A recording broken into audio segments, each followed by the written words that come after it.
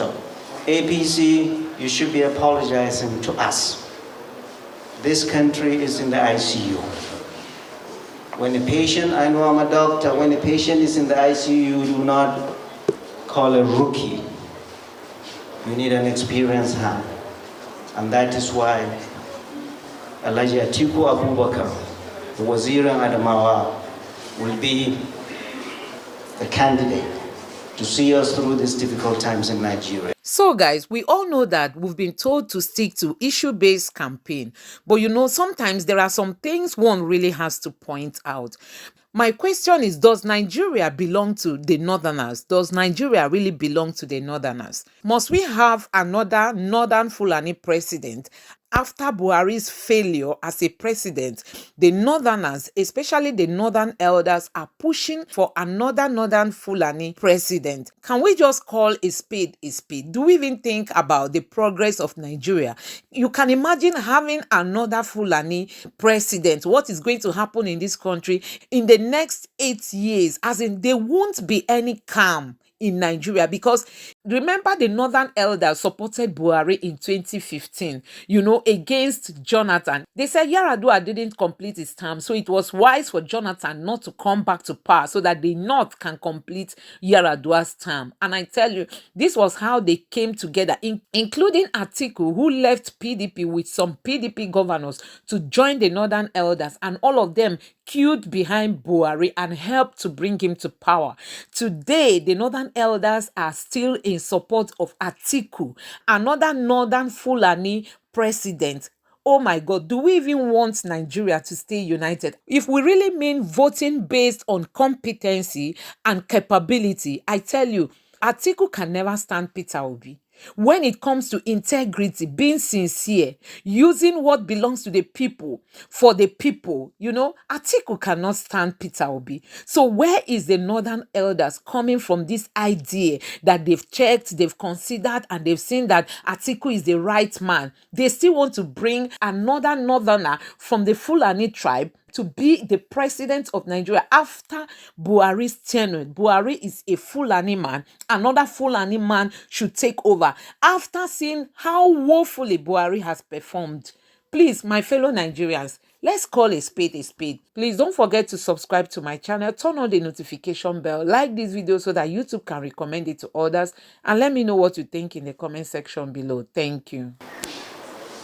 So, APC, you should be apologizing to us. This country is in the ICU. When a patient, I know I'm a doctor, when a patient is in the ICU, you do not call a rookie. You need an experienced hand.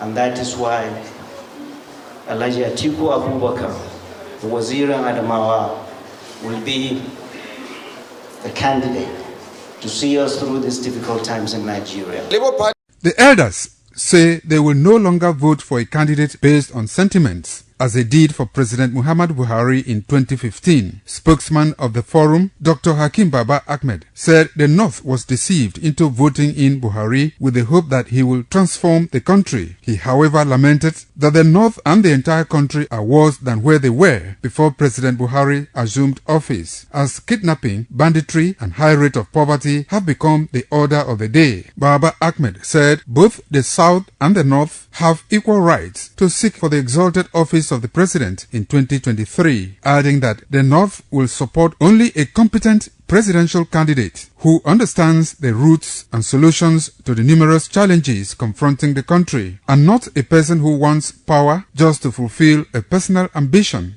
My position, which has been the position of my organization, is that a Northerner and a Southerner have equal rights to contest, but Northerners should be very careful in choosing who they vote for. No Northerner should take us for granted. That's how we ended up with President Buhari. We don't want to repeat the same mistake. You must be a Northerner who's better than all the other candidates. That's, for us, that's the bottom line. It's not enough to be a Northerner. You have to be the best. You have to be the best for the North. You have to be the best for the rest of Nigeria. We are looking for a Nigerian president. If he comes from the North, fine. But he must be voted for by Nigerians. And he must be good. The Northern Elders also called on the federal government to postpone the planned 2022 national population census in view that the large numbers of displaced persons across the country and the likelihood of the tension and controversy the exercise could generate before the 2023 general election. Pius Nsogo reporting. 43 farmers in Borno State. Multiple questions are again being raised regarding what President Muhammadu Buhari and his service chiefs are doing, rightly or wrongly, in the war against terrorism. Reports of low-scale invasion and killing of hundreds of villagers by heavily armed bandits, particularly in states of the Northwest, are also coming to the fore. It was a very rowdy session of the House of Representatives on Tuesday this week, as lawmakers from Borno State rose in unison to demand that President Buhari be summoned to the floor of the House to explain why the military failed to prevent the Boko Haram massacre of farmers in Zabamari, despite clear warning signs, according to published reports. In the same manner, senators are intensifying their call for the immediate sack of the service chiefs. Will that be the silver bullet? Well, joining us now to have a comprehensive discussion around all of that is Usman Yusuf, a professor of hematology and oncology and bone marrow transplantation, as well as a former executive secretary of the National Health Insurance Scheme. Good morning, Professor Usman Yusuf, and thank you for joining us.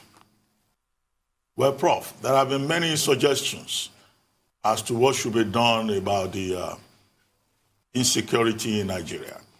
The House of Reps wants the president to come and give a State of the Nation address in front of Parliament. The Senate wants the service chiefs sacked. Some people are even saying the president himself should resign because he seems to have no clue, and that cluelessness cannot be accepted. But you just recently wrote an essay in which you are saying, look, communities and individuals should be empowered to defend themselves. That your recommendation is not, is it not a prescription for anarchy? If communities and individuals have to carry arms, particularly in the northern part of the country, to protect themselves. Good. So I just wrote a paper, 1st of December, and the title of the paper is Enough is Enough. Communities must be mobilized and empowered to defend themselves. And that's very clear. It cannot be any more clearer than this. And it shouldn't be construed as, I want everybody to carry guns. It is clear to everybody, from the citizens to the government, that the government has failed to protect our people, period. So, and I'm glad the nation now is paying attention. What happened in Zabarmari a few days ago has been happening all across the Northeast for the last 12 years, and all across the Northwest for the last 5 years. It's now we are getting media attention, and thank you for that. This is the truth. The honest truth is that status quo is not working, and it cannot continue. People are being killed every day all across the North, all across the 3 geopolitical zones. I have personal experience. I have a friend whose family, 6 of them were taken kidnapped into the forest. And the kidnappers are demanding 60 million from a person who does not have 5,000 naira of his own. And this is not new. It's all across the North. And it's very clear. So the first thing, the government and all Nigerians must agree to is things are not working. And the government must involve the people. Because Gandhi said, whatever you do for me, without me, is against me. The way security is done in this country is that things come from Abuja without involving people. People must be involved. We are in big trouble. Nigeria, insecurity in this country has been killing our people. Our women have been raped, cattle rustled, and our villages burnt. What I recommended, that it is high time the federal government put this nation on war footing and mobilize everybody. During the Civil War, the nation was on war footing. Everybody knew there was a war. But we've been at war for the last 12 years. Southern part of Nigeria didn't even know there was anything happening. And now for the last 5, 6 years, the nation must be on war footing set by the federal government. Mobilize everybody and every resources to this. Because this insecurity is an existential threat to this country. What I suggested is, the honest truth is, there are not enough soldiers, there are not enough policemen to handle this. And this is the truth. And it's not a shame. And this is not the first time in the world that irregular outfits are brought in to help the military. In the UK, during World War II, from 1940 to 1944, they formed what they call Home Guard. What they did was, and these were composed of people that were young, couldn't go to war, or old people. And their purpose was to protect the homeland against Nazi invasion. They trained them, armed them to protect their communities. And this is what I'm recommending. And this is what it has to do before we get to anarchy, people carrying their arms. Government can do it in a very controlled way.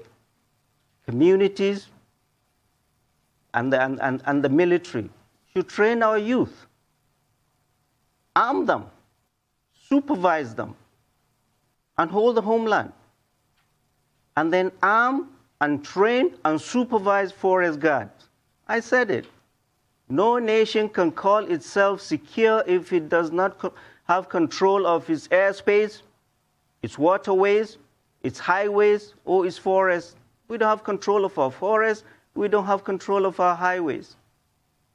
We cannot be secure, and I will only be deluding ourselves if we think things will change if we continue as is. Our discussion will make everybody sit up and say, we have a problem. Security is not governments or the militaries alone. It's ours. It's our people that are being killed every day, our women that are being raped, our cattle that is being rustled. Kaduna to Abuja, a 200-kilometer highway, has become the highway to hell. People cannot drive there. These bandits just block this place and go on operation. This is not acceptable. I have friends in the United States who are from Somalia, keep calling me every day and say, Usman, we are worried about Nigeria. This is how Somalia started, and this is where we are.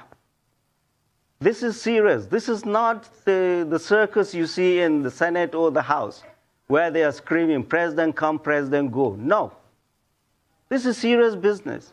I need to see those members of House of Reps, the ones we elected, visit our people in IDP camps, visit our people to see how they are. And our ministers that represent us in President Muhammad Buhari's cabinet, I need to see them in IDP camps and see the sufferings of our people. I have visited IDP camps. You go there, what you have is, I came out with heavy heart.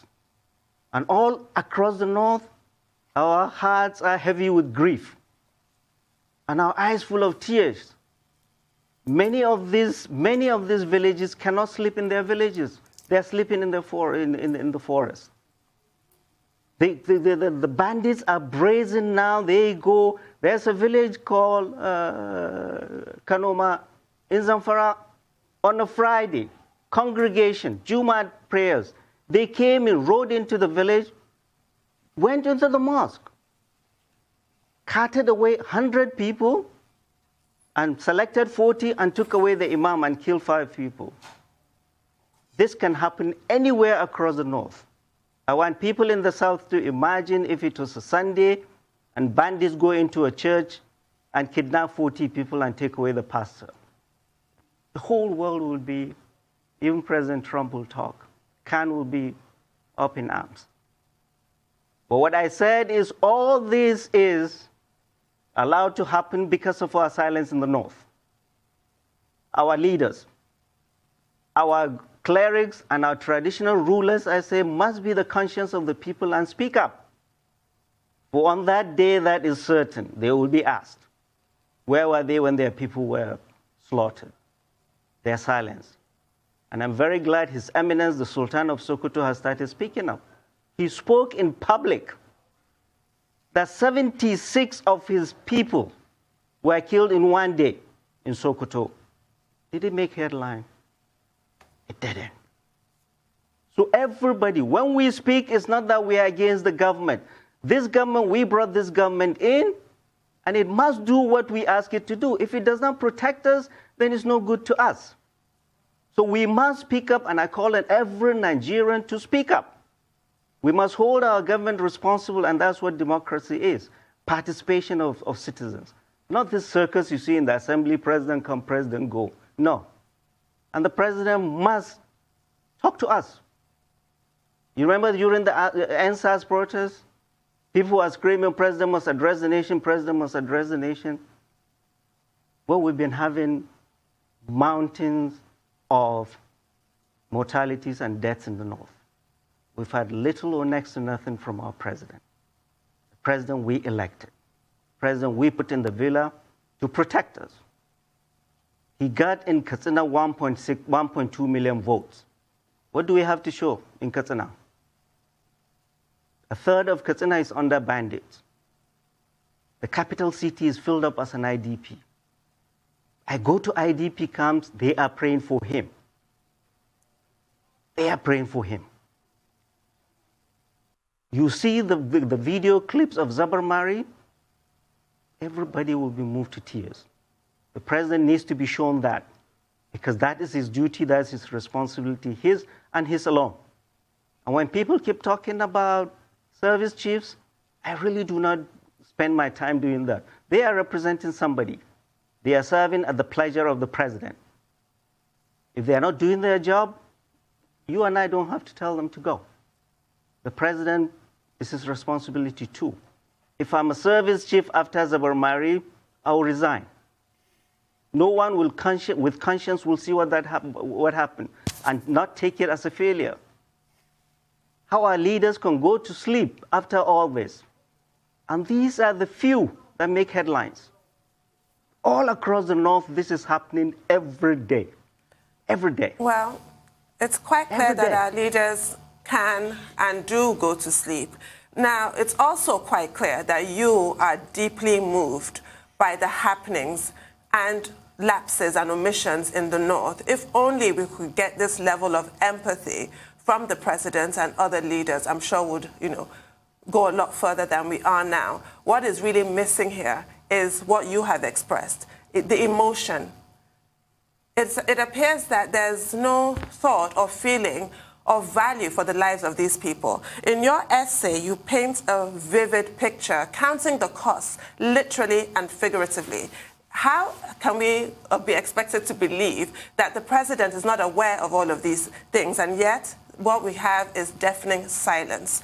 One of your recommendations, and I'm glad that you included recommendations in your essay, because people tend to stop at the point of pointing out all the problems without proffering solutions. But you have your solutions that you've proffered, that the president should address the nation on this. And you made a reference to the comments of Alhaji Malam Garba Shehu, which you refused to repeat.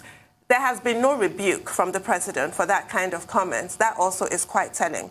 But my question, all of that was commentary. My question is that you recommend Community Defense Corps. How is that different from the current civilian JTF that's operating now? Good. So you can call it any name you want. Civilian JTF over time, over the last 12 years, they have done a wonderful job in the Northeast, in Borno. And it wasn't that any government or any military asked them to do that. Civilian JTF was essentially a youth revolt. The youth in Borno were tired of the continued slaughter by Boko Haram. These were kids like them, their relatives. They got tired, they said, we are not going to allow this to continue, our parents and our folks killed. And they organized themselves. And then the government and the military helped them. So it can come in any name or any way. The whole idea is citizen participation in the protection of the people. Let me give you an example in Batsari, a village in Katsina State, close to the forest. The military is there. for protection of the population. It cannot be there forever. It's been pulled all over the country. The military is essentially performing police function now. The military cannot be there forever, and there are not enough of them. And the police, there are much fewer of them to protect our people, and our forests are not protected. So the communities, and I suggested, you know, the federal government, it has this program from the Ministry of Labor, employing 1,000 people, 1,000 youths per every local government for a couple of months. In Katsina State, we have 34 local governments. If you give me 34,000 youths in Katsina, this thing will be shut in a week. Train them. Unleash them into the forest. This is their neighborhood. They know the neighborhood more than a soldier from Maiduguri or a soldier from Calabar. And they have more invested in the security of that area than any other person. They are there to help and complement the functions of the military. Our military has been stretched too far, has been at war for 12 years. No military psychologically can survive that long. Even to the service chiefs, they must be fatigued mentally. So the federal government must come as an organized, just like they do civilian JTF, use it as a template. But every community, you cannot bring one thing and stamp it for the other. It has to be community-based. That is why I say communities must be involved. Rather than coming with big tanks and guns to communities and Abuja plans, they must sit with communities. How can we do this? And come up with a plan and work. But the citizenry must come in to help the military and the police. That's the only way we can solve this problem. The police and the army cannot. Not because they are not trained to, but they are overstretched. Okay. They're overstretched. So yes, it's not anarchy, it's organized, just like civilian JTF. Okay. And we must consider doing that. Okay, so I'll ask two questions. The first argument a lot of people will make is, don't we have guns in too many hands? You talked about the British Home Guard. We replicated such here during the Civil War. That was what metamorphosed into the civil defense. That was an offshoot of the Civil War to be able to maintain security of some other parts while the army fought the war in the war region during the Nigerian Civil War here. Those ones bear arms. We don't know the role they've been able to play in all of this. We talked about civilian JTF. We talked about the people now protecting their area. One thing I have not heard a lot of people talk about is the helplessness of Professor Babagana Zulum. That man, the governor of Borno State, wants to do a lot, but he keeps saying he's helpless. Why? Because we don't have a restructured country yet. Restructuring is a big problem. The military is still headed by the military command. He wants to do a lot, but he's handicapped. He's complained about complicity many times, but he has to pass it to Abuja. Is this not the time for restructuring to start? Because you say it's in the north alone. It's not. They killed a traditional ruler in Ondo State, the Oba of Ifon. They killed him. They went to Olufalaye's farm. Bandits destroyed the farm. I have never seen sacrilege and a taboo of that proportion, killing a traditional ruler in cold blood. Is this not the time for restructuring now? So every region will be able to take its destiny in its hands and its security. Good. So I talked about it. So this is all restructuring, rotation, presidency, coming from the east, coming from the west, sets my blood boiling. My people are being killed. Go to Katsina, go to Batsari, go to GBR, and ask them. Restructuring service chiefs, they don't care. What they care is peace in their land, and they don't care where that service chief comes from. They don't care how this country is restructured. And I said it in that paper. The cluelessness of our political class, they have now put governance on hold for their own personal issues. They're already scrambling for 2023. Who they are going to hand us over to in 2023. When they put us in a ditch in 2020, instead of talking about 2020, They're saying, oh, we want to hand you over to this guy in 2023. As if they are in total denial or they are oblivious to the mortal danger that insecurity poses to this country. What we've been talking about over the last weeks, and I see that. What are the topics dominating the news? NSAS, restructuring, rotation, where the president is going to come from. Is it at Igbo? Is it at Hausa? Is it I shake my head and say, these guys are out of touch with the realities of our people. If we do not solve insecurity, there may not be a country to restructure. There may not be a presidency to rotate. And the year 2023 may very well be a bridge too far. Insecurity is an existential threat to this country. There may not be a country to restructure or a presidency to rotate to if we do not solve insecurity. Talking about the killing of a traditional ruler in the southwest, ask Borno and the northeast or the northwest in Katsina, how many of our traditional rulers have been killed by these bandits and Boko Haram? Slaughtered. Never made headlines. Never made headlines. So, people, fellow Nigerians, we're in big trouble. Our biggest problem is insecurity. And that insecurity is everywhere. Answers have stirred the hornet's nest. There will be more insecurity now in the South than they've ever seen before, thanks to NSAS. That's why I say the army is overstretched. We saw that in Benin, when cults were killing themselves. And we saw that in broad daylight armed robbery of a bullion van in Lagos. And we saw what they are doing IPOB is doing in Rivers. And if politicians think there will be clean or a restructure or a clean breakup, they need to wake up. There will be what's going to happen, warlords everywhere. In Mushin, in Agege, in Surulere, there will be warlords because of insecurity. Restructuring. What it is, if I'm a governor of a state, I'll have to go and ask the president, allow me to import arms and train my boys with the help of the military.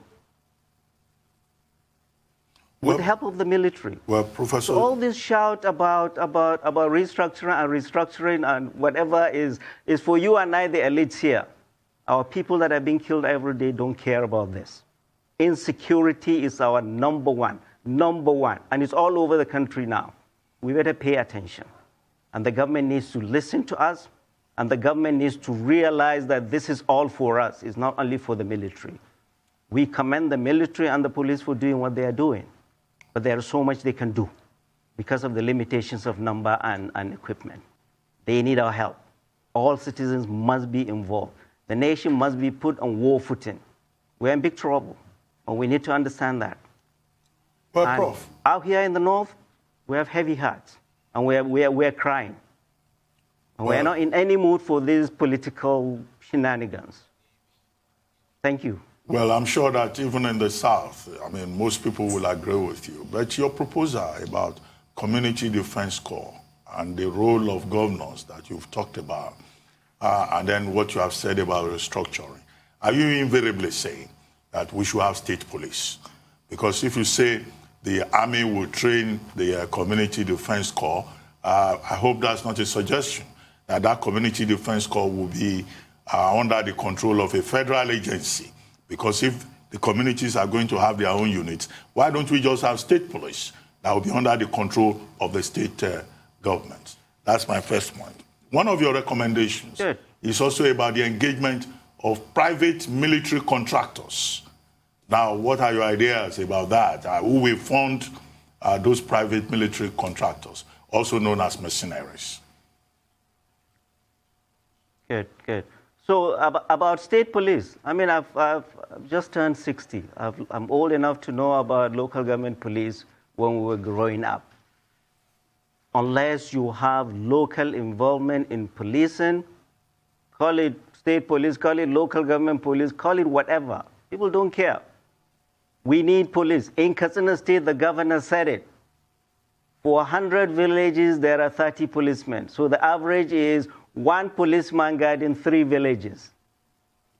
1 policeman guarding 3 villages.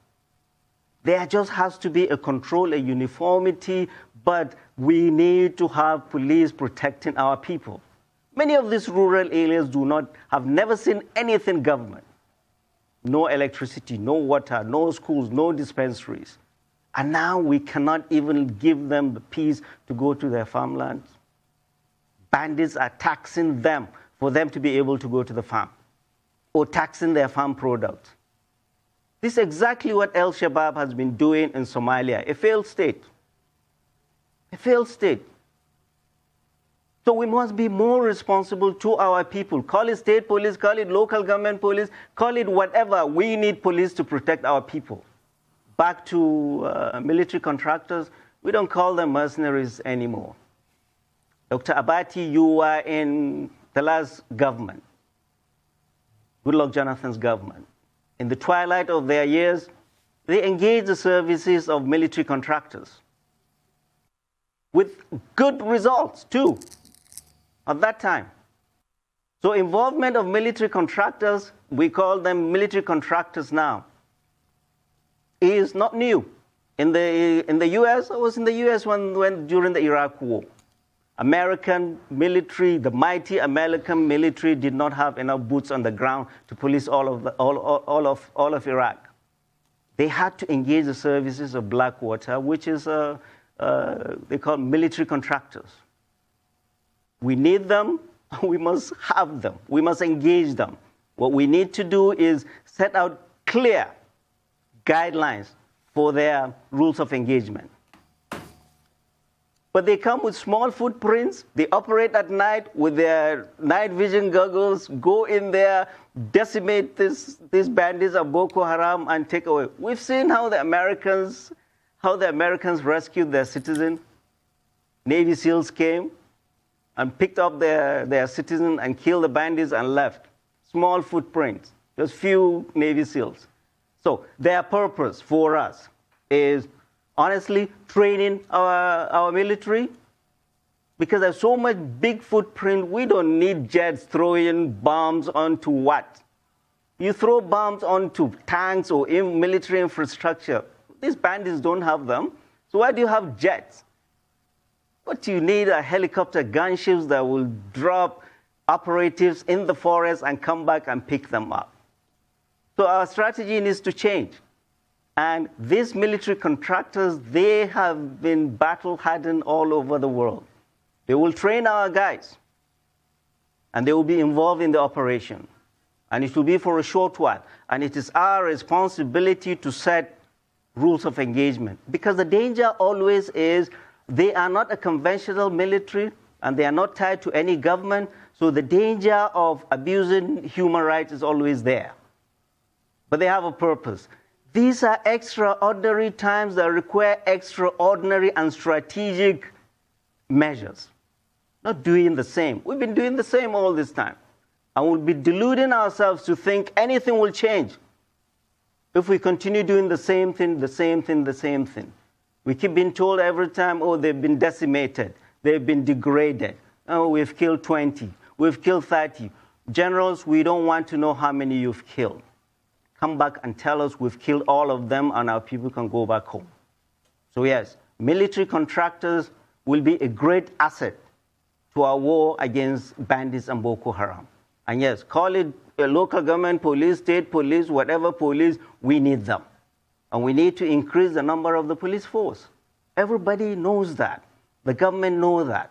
And the government must listen to all of us.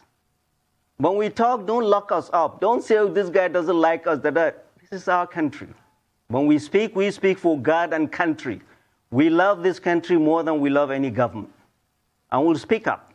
And we'll continue to do that. And we'll urge our people to continue to speak up and hold our governments responsible. Because they are. We voted them in. The Northwest gave President Muhammadu Buhari more votes than all the other 5 geopolitical zones put together. He's never addressed us. He's turned his back against us. Our people are dying. So yes, we have every reason to be angry, and yes, we are. For those of us who can speak up, we are venting the anger of our people. But when our people vent their anger without control, this country will not know peace.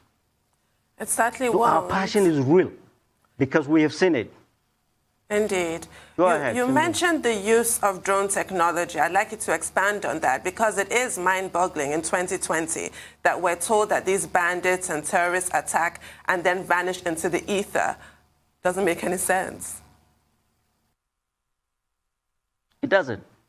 Drones are cheaper than all these big jets and the bombs we throw on the farm fields blindly. How did Americans track their citizen after being kidnapped from Niger into Nigeria? Drone technology. What it helps you is to track people and then neutralize them with little foot on the ground. During NSAS, they had drones. Even kids now have drones. Drones technology are cheaper, and they are in the defense architecture of every nation. And they are cheaper. These bandits take people into the forest. They don't have big houses. They're herds. Into the forest. And yet, we allow them to use the cell phone using a registered SIM card, which is a security risk. The National Security Advisor the last time said they were going to stop unregistered SIM cards. We still have them. We hear bandits calling for ransom using unregistered SIM cards. The Ministry of Communication must block all these unregistered SIM cards today. And any mobile operator that refuses to do that should be sanctioned. It's a threat to our people. Our people are being killed, and these guys are calling our people and laughing and threatening them. If you don't bring, we kill you. And giving them directions. These simple things that can be done. Block the SIM cards. Don't sell fuel in jerry cans around the area. Find out where cattle are sold. Work with NDLA and customs and stop bringing tramadol that these bandits and these insurgents get high on. These are simple things that must involve the community, not from Abuja, but everybody is here talking English while our people are continuing to be killed. We are not happy. And government needs to hear us loud and clearly. Things cannot continue this way. I mean, there will not be restructuring. There will not be rotation of presidency if we do not control insecurity in Nigeria. Thank you. Go ahead.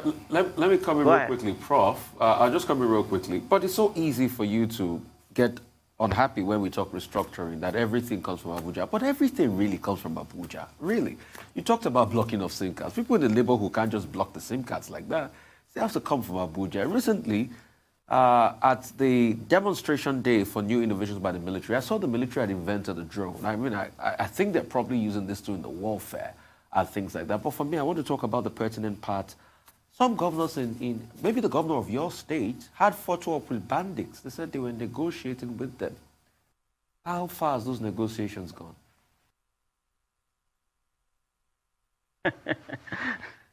Rufai, I'm not in any government, so don't ask me. Go and ask them. And I've said it in my previous papers. This continuing have those negotiations brought with peace bandits to the state? is a sign. No.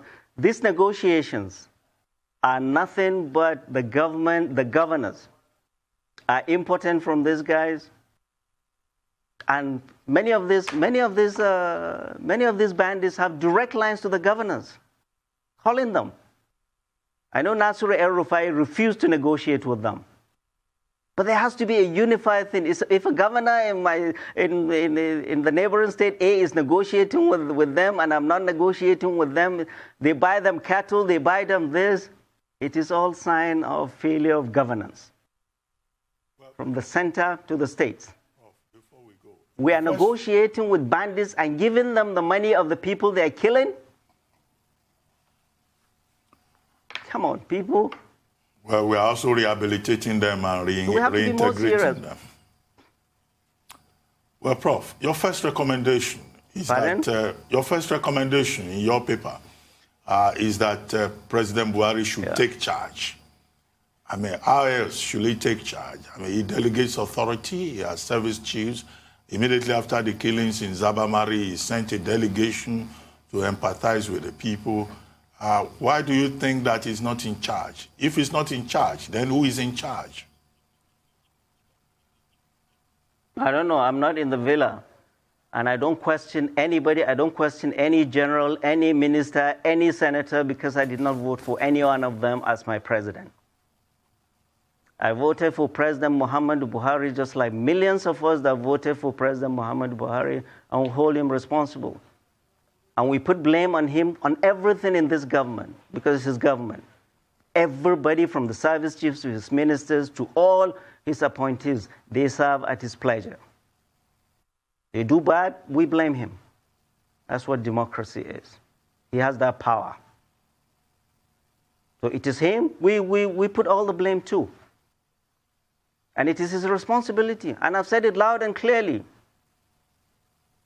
that a time will come when all of them that have a responsibility to protect our people will be asked to account for all the bloodshed, all the lives lost, all the women raped, all those that are in IDP camps, all people that are bereaved, and all those that go to bed hungry on account of their actions or inactions during their stewardship. That is God's promise, not mine. So when we ask them tough questions, when we ask them to be responsible leaders, we are helping them to help us and to help themselves. So I'm not going to blame any service chief, any minister. No, I voted for President Muhammadu Buhari as my president. And I hold him personally responsible for all the carnage going on in my state and all the other parts of this country. And every citizen should. That is what democracy is. Leaders do not outsource leadership to anybody else. You can't say, oh, is the Minister of Education that's responsible for this? Oh, no. Keep an eye. Insecurity is our problem, and it is the president that we will hold responsible. And God Almighty will hold responsible. And every citizen should. We're not making excuses for him by blaming, oh, is the service chief, is that. I don't talk about service chiefs. They serve at his pleasure. If they are not doing well, tells them, General, thank you for your service to the nation. It's time I make changes. 6 years is too long. They must be exhausted. They don't sleep. I know that. They don't sleep. It's not easy. So yes, I'm not talking of blaming or anybody. Is the president of the Federal Republic of Nigeria, President Muhammadu Buhari, that we citizens will hold responsible and God Almighty will hold responsible. End of story. I'm not going to talk about his media advisor that talked. I'm not going to dignify that. I'm not. Well, the buck stops with the president. You also have in your recommendations a role for the citizenry. You said that citizens must speak up. How would you assess the response of the citizenry? Do you feel that people are turning a blind eye, or are you gratified by the outrage being expressed? You see, if you look at culturally the way the regions respond and do their politics, we're all different. The Southwest is loud and noisy and agitated, and we saw that in NSAS. The South is also. The North is quiet and silent. But I have told all Nigerians, and even the leadership in this country that are much older than me, they know that our silence should not be taken for granted and should not be taken for a sign of weakness. And that silence may be the silence before the storm. People have given a lot of leeway to this president, hoping things will change. Hoping things will change. And they have been held by their leaders, their traditional rulers, and their clerics, and their parents. Things will get better. Let's keep praying. We have been praying. Things have gotten better. And our silence should not be taken for granted. And they know that. They should listen to us. We are angry. Everybody is in this land. Okay, Prof. We are angry. Okay, Prof, I just quickly want to Thank you. interrogate this regular refrain of complicity. And I'll give you instances. There's a case of a man called Wadume, which was a very big bandit, well-known bandit. At some point, even ran for elected position, because the new norm now is most of these bandits run for elective positions and they get the tickets, and they're quite popular. And when this man was first arrested, there was another team by another force in the country that had to kill some members of the police force that was transporting this man. He got his release before he was rearrested. Till today, we've heard nothing about that case. So when you hear cases like that, it's obvious that these bandits are powerful. They even have political power in some regards. This is a country where we have people that have been said to be bandits running elections and people are voting them in. So is that a validation of society on the clause of these people? Because somebody would have expected now that people will have been made examples and the likes. Although if you want to argue with me, you talk about Ghana that was killed in Benue and all of that while the peace move was going on. But it's as if these bandits are larger than life. And they are fast becoming an inspiration to other younger people in the North. Yeah. Yeah, no, I agree with you. And there are 2 or 3 types of bandits. There are bandits in the forest that carry arms and do that. I have a lot of bandits in government. All those people that loot people's money, they're bandits. They're worse than bandits. All these politicians and politicians that loot the money, the people's money, they're worse than bandits. And they keep winning election again and again and again. So we have to look inwards. I'm 60. This is not who we were, but who we have become. The last time I was here with you, Rufai, you talked about Awolowo and the regions then. The regions were working then, and we need to go back then. Now, we are reminiscent not of the regions, but of the leadership we have then, in all the regions. In all the regions.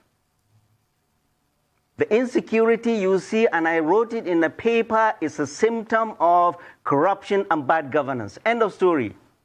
They're all tied together. It is politicians that imported tramadol to these kids to make them their political thugs. They gave them arms all across the country. Politicians give thugs arms. And when they are done with them, they dump them. These kids have the guns. They become bandits and thugs and cultists and armed robbers. So yes, there are bandits stealing our money, and there are bandits getting our money ransom. So our society needs to look inwards. We as parents need to do better, bringing up our children. Government has a responsibility. The media, you, Rufai, Abati, and Sabiola, you all have a responsibility. We all do. This is our country. We love this country more than life itself. Certainly. Look at what it has become. Most All certainly. this crop of politicians will leave us. Leave us to this? We have work to do. Insecurity is an existential threat to this country. When I see here TV ministers, we have approval to do this $1 billion, this billion, I just shake my head and say, out of touch with the realities of our people. Well, Prof. Insecurity, our people are being killed every day. Yes, Prof. And we must take that seriously. Well, Prof, you're absolutely correct, but you also said something controversial recently, a few minutes ago, when you said Southwest leaders are making noise, and leaders in the Northeast are quiet, and, you are watching the situation. I'm not too sure that Yoruba leaders would like your idea of dismissing them as noisemakers. No. Ruben, you don't understand. Okay. The politics in the Southwest, that is loud and agitating. And that is what makes government sit up. Okay. In the North, we are quiet, not because we are weak, but we are just, that is different part of the world. And you love that when people agitate and make things happen. Okay. That's what it should be. Okay. Especially when things are going wrong. Okay. That was Please don't forget to subscribe to my channel, turn on the notification bell, give this video a like so that YouTube can recommend it to many, and let me know what you think in the comment section below. Thank you.